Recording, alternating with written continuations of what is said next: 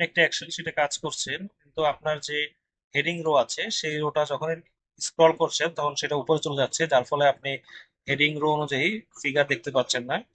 তো এখন আপনি চাচ্ছেন এটাকে ফ্রিজ করে দিতে, যেন এটা স্ক্রল করার পর হেডিংটা জায়গা মতো থাকে, বাকি টেবিলের অন্যান্য অংশ উপর নিচে মুভ করে।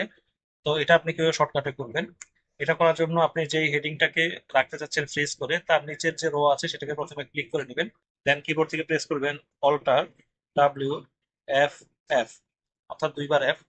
দেখুন আপনার যে হেডিং রো আছে সেটা কিন্তু আপনার ফ্রিজ হয়ে গেছে। এখন আপনি যখন যতই স্ক্রল করেন তখন আপনার যে হেডিং রোটা আছে সেটা কিন্তু মুভ হবে না, সেটা এক জায়গায় দাঁড়িয়ে থাকবে।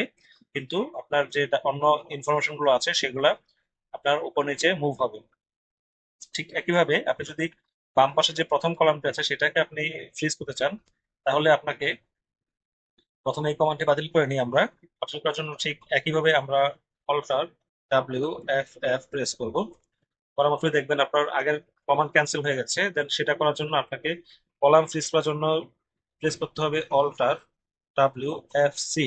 করা মাত্রই আপনার প্রথম যে কলাম আছে সেটা কিন্তু ফ্রিজ হয়ে যাবে। দেখতে পাচ্ছেন আমি মুভ করা মাত্র প্রথম কলামটি ঠিক এক জায়গায় দাঁড়িয়ে আছে। ধন্যবাদ সবাইকে।